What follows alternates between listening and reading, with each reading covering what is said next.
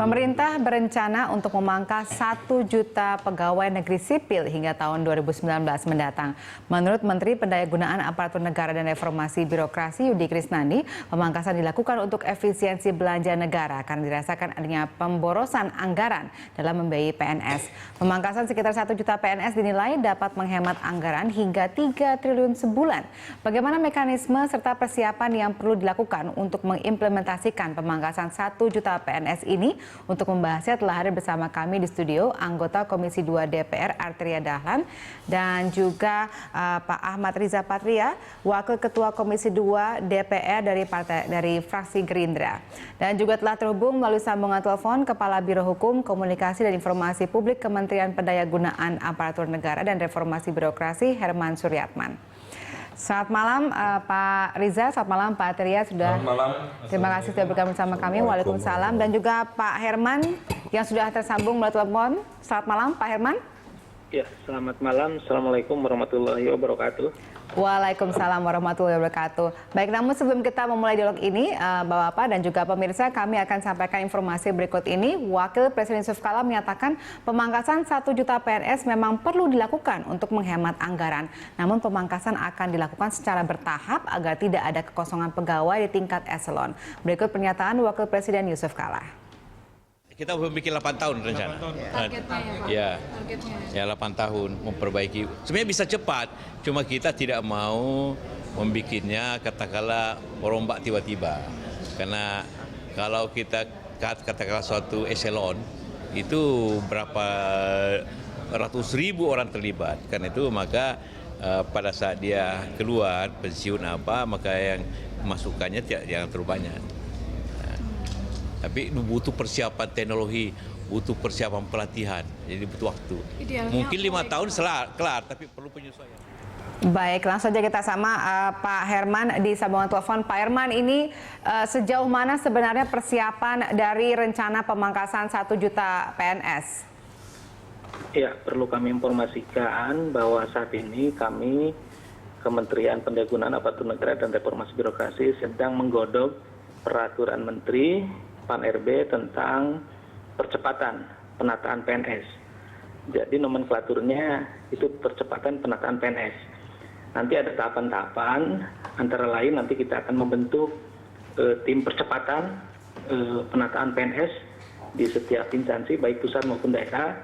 Nanti apabila sudah terbentuk tim, kita pun tentu dalam waktu yang sama akan mensosialisasikan dan tentu nanti ada waktunya juga Pak Menteri Komunikasi dengan yang terhormat dari anggota Komisi 2 DPR. Nanti insya Allah pelaksanaannya akan dimulai dengan pemetaan.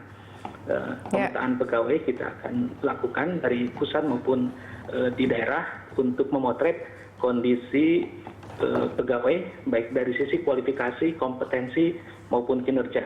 Jadi kebijakan ini adalah kebijakan berbasis data dan fakta atau evidence-based policy. Jadi kita akan potret dulu. Nanti hasilnya potret PNS ini akan kita bagi ke dalam 9 kuadran. Ya, 9 kuadran berbasis kualifikasi, kompetensi dan kinerja, dan secara makro kurang lebih dibagi dalam 4 kuadran. Kuadran pertama PNS nanti yang kualifikasi dan kompetensinya baik serta kinerjanya baik. Tentu nanti kita akan rekomendasikan di treatment untuk dikembangkan dan dipromosikan. Yang kedua, kuadran 2 itu PNS yang kualifikasi dan kompetensinya baik, tetapi kinerjanya kurang baik atau rendah. Nah, bagi yang kuadran 2, kita akan treatment dengan pembinaan maupun mutasi, realokasi sesuai dengan situasi kondisi masing-masing. Yang ketiga, PNS di kuadran 3 yang kualifikasi dan kompetensinya rendah, tetapi kinerjanya baik. Tentu bagi yang seperti itu kita akan treatment melalui pendidikan dan pelatihan agar meningkat kualifikasi dan kompetensinya. Dan yang terakhir, kuadran 4, PNS yang kualifikasi dan kompetensinya rendah serta kinerjanya rendah. Nah, bagi teman-teman yang masuk di kuadran 4 ini, kualifikasi, kompetensi maupun kinerjanya rendah, kita akan dorong untuk dirasionalisasi. Dan itu pun kita akan rencanakan dilaksanakannya tahun 2017. Jadi 2016 ini kita fokus untuk melakukan pemetaan sehingga kita memiliki data dan fakta yang bisa kita jadikan rujukan sehingga pelaksanaan penataan pegawai berlangsung secara cermat, hati-hati, bertahap sebagaimana disampaikan oleh Pak Wakil Presiden. Dan insya Allah mudah-mudahan ini tidak ada ekses yang tentu mengkhawatirkan kita semuanya. Itu barangkali gambaran secara makronya. Ya, jadi ada 1 juta PNS yang rencananya akan dirasionalisasi mulai dipangkas sejak tahun 2017 sampai dengan 2019. Apakah rentang waktu ini cukup untuk bisa mempersiapkan, meningkatkan kinerja yang bagi yang baik dan kemudian merasionalisasi yang tidak baik tadi itu, Pak? Jadi begini, untuk jumlahnya tentu nanti berdasarkan data yang ada hasil pemetaan. 1 juta itu kan baru proyeksi. Proyeksi dihadapkan dengan kondisi keuangan negara di mana saat ini rata-rata belanja pegawai itu sudah sangat mengkhawatirkan dan trennya setiap tahun selalu meningkat. Ada peningkatan yang sangat signifikan. Kalau dibiarkan tentu ini akan menyulitkan kita semuanya.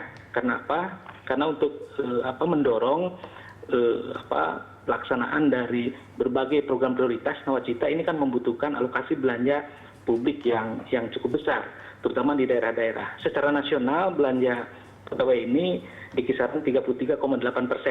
Nah, rencananya kita akan dorong ada penurunan di kisaran 28% lebih.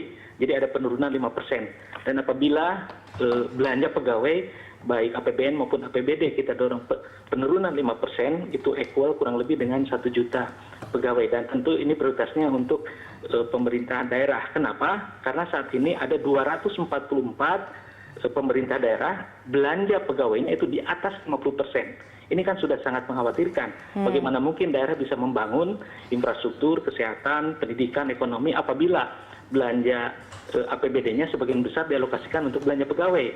Ini kan menjadi bahan pemikiran kita semuanya.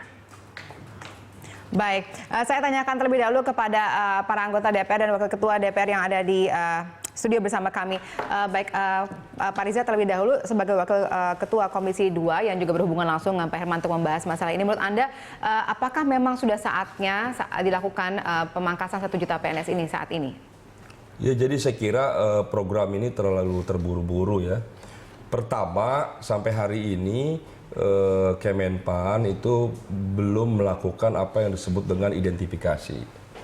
Jadi harus ada yang disebut identifikasi masalah, mitigasi dan lain-lain. Itu tahapan semua sebelum mengambil kebijakan. Yang kedua, secara formal juga belum pernah menyampaikan di Komisi 2 dan lain-lain. Ini kan gagasan ini timbul akibat pemerintah negara sekarang dalam krisis keuangan, kemudian mencari cara sektor-sektor mana yang dianggap boros. Kemudian ditemukan salah satunya adalah PNS, karena sebagian pemerintah daerah itu dianggap belanja pegawainya tinggi. Kira-kira itu. Menurut saya ini tidak adil dan tidak bijaksana. Penghematan yang bisa diambil, katakanlah kalau 3 juta kali 1 juta hanya 3 triliun. Ya. Sementara di banyak sektor kementerian lain terjadi pemborosan. Tidak kurang dari 10-20%. Kalau 10 saja dari anggaran 2.000 triliun arti 200 triliun. Kalau 20% artinya 400 triliun terjadi pemborosan. Jadi saya kira Kementerian Kemenpan RB ini kebagian jeleknya, kebagian pahitnya, pemerintah mencari jalan yang cepat, dibebankan ke Kementerian Menpan RB untuk melakukan rasionalisasi sehingga ada pengurangan. Menurut saya harusnya pengurangan belanja pegawai itu dilakukan di sektor lain, termasuk umpamanya penghematan ya, tender dan lain sebagainya. Juga korupsi ternyata di zaman reformasi ini lebih tinggi dari zaman Orde Baru. Jadi saya kira itu poinnya, saya kira harusnya pemerintah mencari cara lain daripada melakukan rasionalisasi. Karena negatifnya lebih banyak, nanti ada kegaduhan, kemudian juga PNS ini sebetulnya saya menyebutnya anak kandung daripada pemerintah, dia aparat negara. Kemudian akan ada efek lagi terhadap nanti pengurangan pelayanan publik. Pelayanan publik di Indonesia ini, di ASEAN Indonesia itu yang terburuk. Di dunia dari 180 negara, Indonesia menempati urutan 117. gitu. Apa yang terjadi kalau jumlah PNS itu dikurangi? Dan jumlahnya menurut saya sangat signifikan. 1 juta itu kurang lebih hampir 25%. Jadi saya kira kebijakan ini terlalu terburu-buru dan angkanya menurut saya terlalu besar. Saya kira yang bijaksana itu diidentifikasi dulu, kita lihat masalahnya, dan kemudian baru kita ambil langkah-langkah yang terbaik. Baik, tadi sebenarnya soal angka tadi juga dikatakan oleh Pak Herman, ini sebenarnya hanya semacam proyeksi. Jumlah tepatnya memang belum muncul karena memang mereka sekarang melakukan identifikasi masalah seperti yang Anda katakan tadi. Tapi kalau misalnya dari Pak Arteria sendiri, bagaimana pendapatnya? Apakah sama dengan fraksi Gerindra, dari fraksi PDIP? Pertama, kita juga ingin tanyakan apakah ini sikap resmi Pak Yudi pribadi atau Pak Yudi sebagai Menpan atau sikap sebagai Pak Yudi sebagai bagian dari pemerintahan ini. Mudah-mudahan ini tidak menjadi sikap pemerintah. Saya juga coba cross check kepada teman-teman, ya. Ini katanya masih wacana dan Pak Yudi sama sekali belum membahas kepada Pak Presiden Jokowi. Ini poin yang pertama. Kemudian yang kedua, kita juga minta teman-teman di Kemenpan untuk tahu bagaimana melakukan tata kelola pemerintahan yang baik. Kemenpan itu adalah mitranya Komisi 2 dan kami kawal betul, kami lakukan pengawasan betul, dan kita cek, saya sampai mengecek sedetail-detailnya bahwa program 2016 ini tidak ada yang namanya program rasionalisasi. Kalau dikatakan pemangkasan, udahlah kita bahasanya jangan rasionalisasi. Bilang aja suruh bunuh itu 1 juta orang itu, ya. Nggak ada itu penataan itu sama dengan rasionalisasi. Tolong ajarkan kami. Saya mungkin tidak ahli di bidang aparatur, tapi saya tahu juga bahwa itu tidak masuk dalam konteks penataan untuk melakukan rasionalisasi. Nah, saya ingin tanyakan, ini nggak bisa sepihak. Begitu orang ditetapkan menjadi PNS, nyawanya dari terhitung sejak SK-nya terbit sampai dia meninggal, Mbak. Tidak sampai dia pensiun, karena setelah dia pensiun dia dapat juga namanya uang pensiun dan tunjangan kesejahteraan yang lain. Saya ingin katakan, nggak bisa itu mengambil kebijakan sendiri. Ini kontrak sosial antara negara dengan rakyat. Itu yang pertama. Kemudian yang kedua, alasannya tolong jelaskan ke kami. Kalau alasannya efisiensi, mohon maaf, Menpan itu tugasnya bagaimana aparaturnya baik, ya, aparaturnya efektif. Tapi bukan bicara hemat-hematan. Itu ada tugasnya Pak Menteri Keuangan itu. Saya juga mohon maaf itu. Kemudian dua, saya juga ingin katakan tadi, sudah adakah kajian?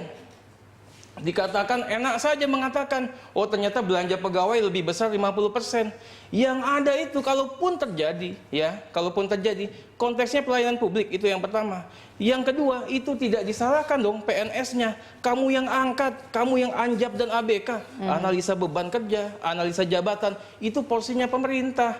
Begitu lebih ada kesalahan, penghitungan dan teknis administratif, PNS ini wajib hukumnya untuk kita lindungi dan kita proteksi. Dan jangan dijadikan mereka sebagai korban. Dan beban itu dilimpahkan kepada mereka untuk dinonjobkan 1 juta PNS ini. Oke, baik. Saya akan cross-check dulu kepada Pak Herman. Tapi mungkin di segmen 2, karena kita akan tanyakan juga mengenai apakah ini wacana sudah pernah disosialisasikan kepada pemerintah. Dan juga Komisi 2 ternyata merasa belum ada sosialisasi mengenai hal ini. Kami akan lanjutkan dialog ini nanti di segmen berikutnya. Pemirsa tetap bersama kami.